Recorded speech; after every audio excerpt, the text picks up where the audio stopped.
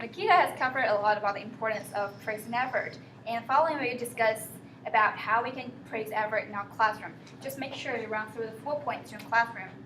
First, praise hard work and tell students that hard work pays off. You want to encourage your students that intelligence is under their control and they can improve their intelligence through hard work. Tell your students how hard famous scientists, inventors, authors, or other geniuses must work to reach success. If some of your students in your classroom brag not studying, stop them.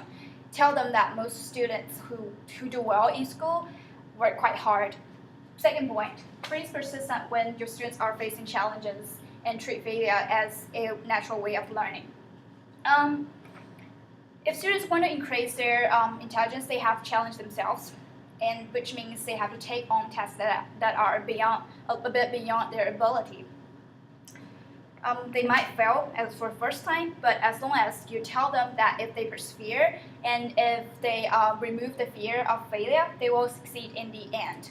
And try to create a classroom environment in which failure is not embarrassing or wholly negative. Let students understand failure. If they fail, that means they're about to learn, because just find out something they don't really know and something that they don't know how to do yet. And model this attitude for your students. When you fail, let them see that you take a positive and learning attitude. Let's see the third point. Praise taking responsibility for students' hard work. So responsibility is something that matters in students' whole life.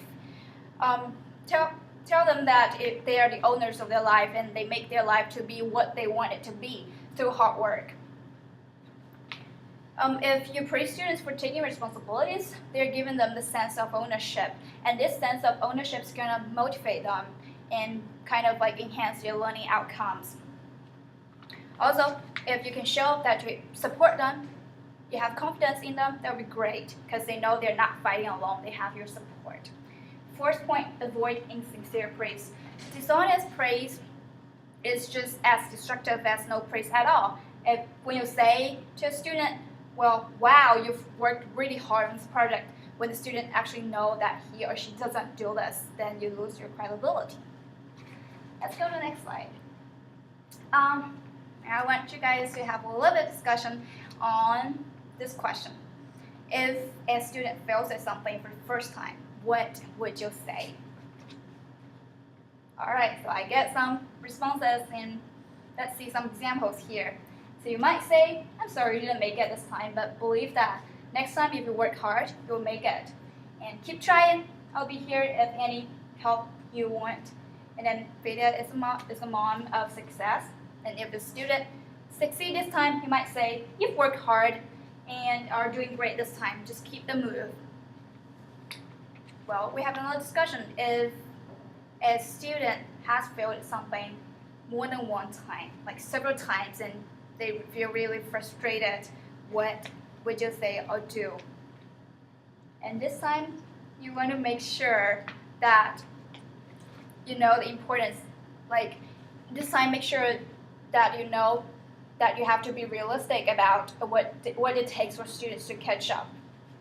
As Matthew Effect tells us, the more we know, it is easier that we can learn new things, vice versa. So if your slower students are no less than the brighter students, don't expect that they can learn at the same pace as others. If they want to catch up, they need more hard work and they need more encouragement.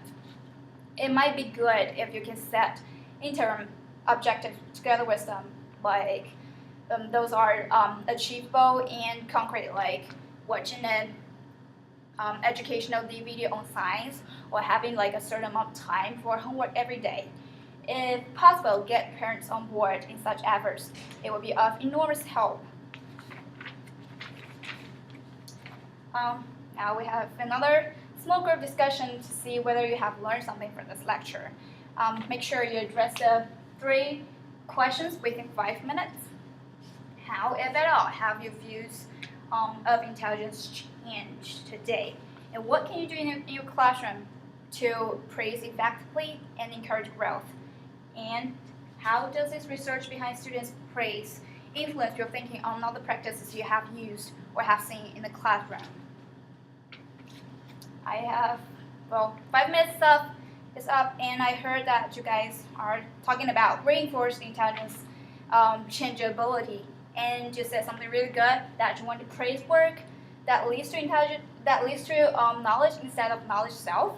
And also, you said something about grading based on students' effort, based on students' improvement, based on students' resilience and their challenge orientation. That is great.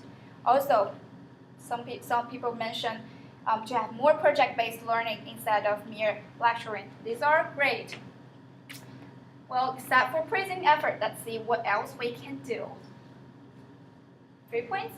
We can praise progress, we can encourage in-depth learning, and we can evaluate students based on their growth, which you guys have mentioned. So, praise progress. We have some researchers that shows teachers should focus on students' improvement instead of success or failure. Don't even allow students the opportunity to form a fixed mindset that they are smart only if they succeed without effort. As teachers, you can portray challenging tasks as fun, exciting, and easy tasks less useful for the brain, and then encourage in-depth learning.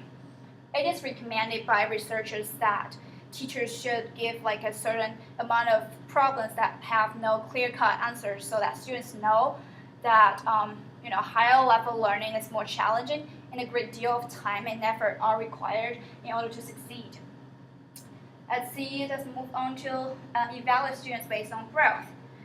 In the way in which teachers evaluate the students' work can help students develop a growth mindset. Whenever students say, I can't do something, or I'm not good at something, you need to add the word yet to let them know that ability is fluid and they can actually improve their ability through hard work. Some schools have done a great job. They reward students they reward students' hard work by basing their grades on challenge orientation. We have mentioned that. And other schools use pre and post tests to let students and the teachers and the parents to know how much improvement the students have made. So far, any questions? All right. So I think that's all for our workshop, and here are some readings that you might refer to in your teaching career. And then that's it. Thank you for coming. Have a good day.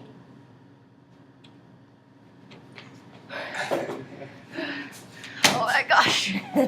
Sorry about the little slide click. It didn't really matter as far as